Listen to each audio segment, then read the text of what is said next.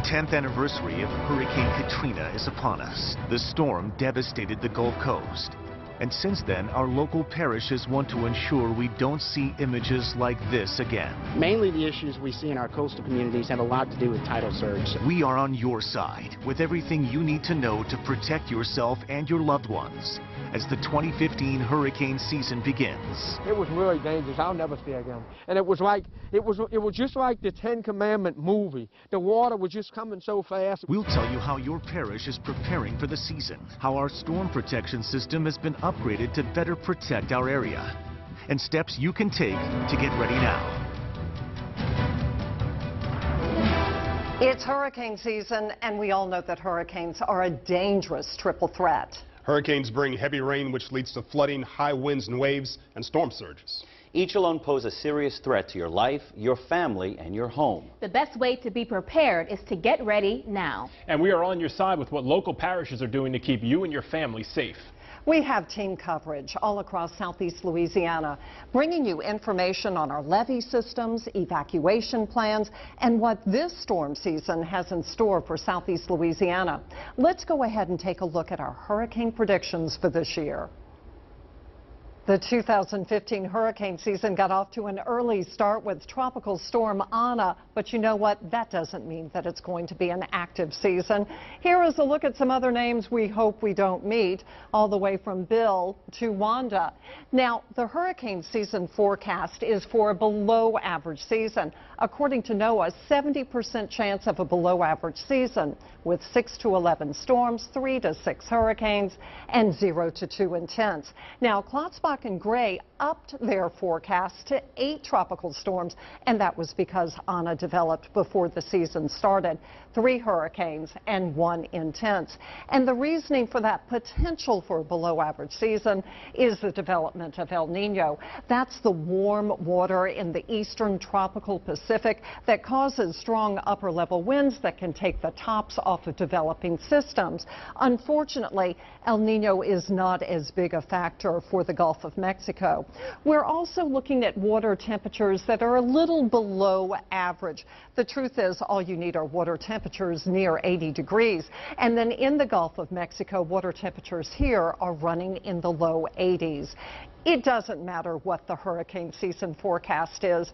It only matters if one hits you. I only have to point to 1965. It was a below average year. It was a strong El Nino. We had 6 storms, 4 hurricanes, 1 major hurricane, and that happened to be Betsy, which hit us. So my advice is just be prepared, get ready. Orleans Parish was one of the hardest hit areas during Hurricanes Katrina and Isaac. And parish leaders are working together to make sure everything goes well in the event danger strikes again. WDSU anchor Camille Whitworth takes us to the 9th floor of City Hall and has more on how officials are working around the clock to ensure residents will be safe this hurricane season.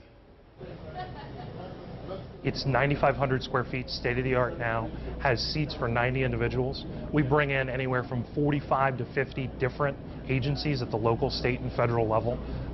It's about 150, 180 people total that are working out of here. One look inside the Nerve Center and you can see it all. Workspace, maps, communication tools, equipment, and much more. EMS is just one agency that is in on the planning from the ground up. Based on the level of the event, anywhere from tropical storm to category 1, 2, 3, 4, or 5, we bring in all of our manpower and we strategically locate them throughout the city to provide services through the storm. And the city health department says the system to help the needy has grown leaps and bounds in the last 10 years. To work and identify our citizens who have special needs, medical special needs, and whether that's to coordinate for evacuation for those who don't have transportation, or whether that is to shelter in place and stand up shelters if we need to do that. So what are the challenges? City leaders say 3,000 people are signed up on the City 311 help system, but they want to make sure everyone is registered. The best thing to do is to identify yourselves to us. If you are a family member or a neighbor of someone, have that information sent to us so that we can know where you are because that's going to be for us the best way to plan to assist, and much more constructive than trying to do it in the middle of an emergency. Also right now, the EMS and police departments are hiring and reviewing plans for public safety. During a storm, police will be paired up with National Guardsmen. There will be higher ground command post and all hands on deck in the event of an emergency. Making sure that everyone has a generator, that they're fully fueled, that we have boats deployed. We have enough boats to send 2 or 3 boats to every single district in case we need to do rescue operations, in case we have flooding. We make sure that we provide public safety and anti-looting patrols. We have static positions for critical infrastructures in the city. On your side, Camille Whitworth, WDSU News. Hurricane preps are underway in Jefferson Parish, too. The area has seen damage in years past from strong storms. WDSU anchor Randy Russo tells us about the weak links parish leaders are trying to fortify and the lessons learned to strengthen their game plan.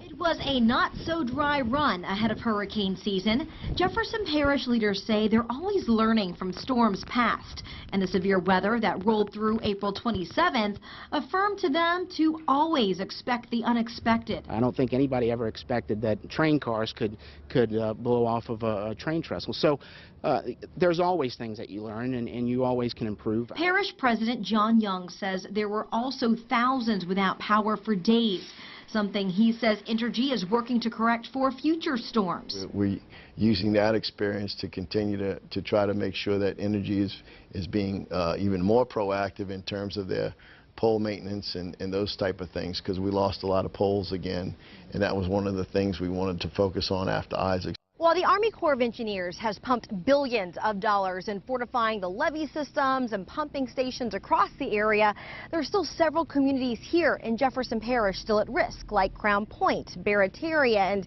right here in Jean Lafitte, which is why the Army Corps of Engineers is now installing levees across the area to prevent flooding in the event of storm surge, which should take several years to complete. Mainly the issues we see in our coastal communities have a lot to do with tidal surge. So if we would have had these levees in place, many of these communities would not have flooded several times like they have in the last decade. The parish also holds yearly evacuation exercises and emergency training to ensure that residents who need help can get out of the parish safely in the event of a hurricane.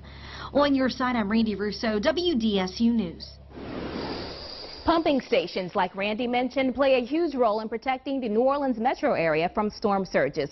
Right now, temporary pumps are in place, but construction on the city's 3 permanent pump stations are nearing completion. The pumps are located off Lakeshore Drive at the Orleans Avenue Canal, the 17th Street Canal, and the London Avenue Canals. All of the pumps combined will process more than 24,000 cubic feet of water per second.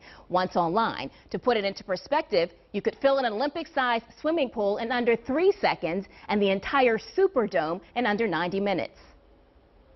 Prior to Hurricane Katrina, the 3 outfall canals were open to the lake. That allowed the storm surge from the hurricane coming off the lake to enter the interior of the city.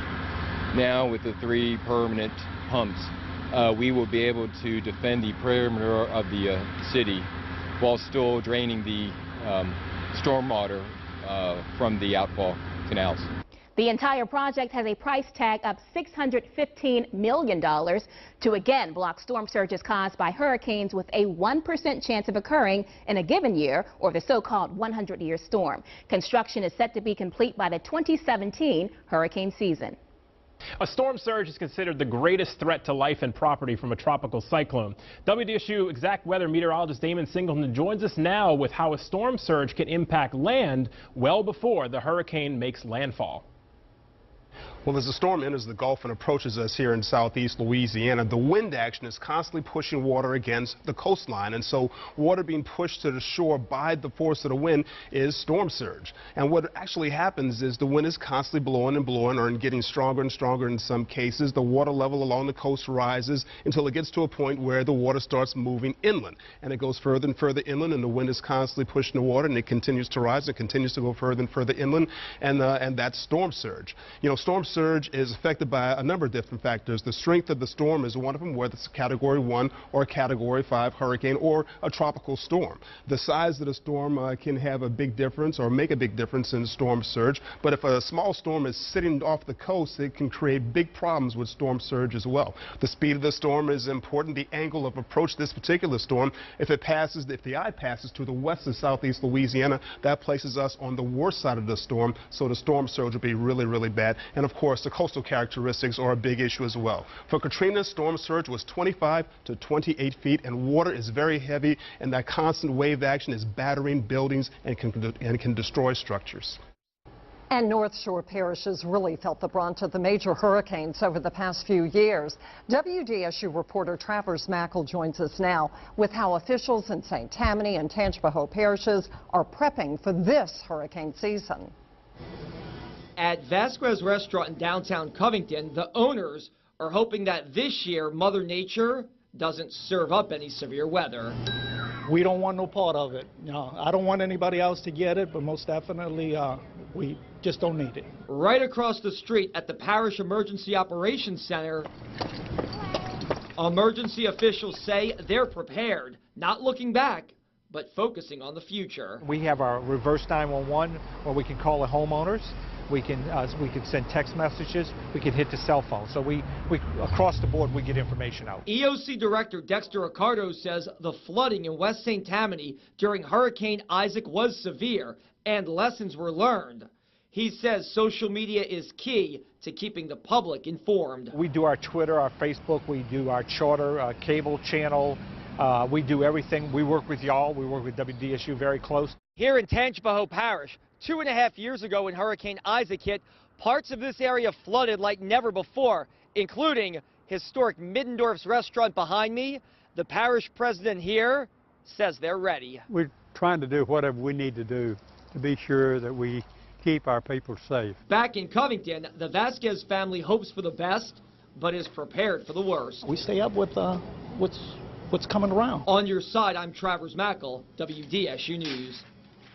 You're watching Get Ready Now, brought to you by Jefferson Financial Credit Union, helping members achieve success. Egan Insurance, now also on the North Shore. Cox, your friend in the digital age. And the WDSU Hurricane Central app.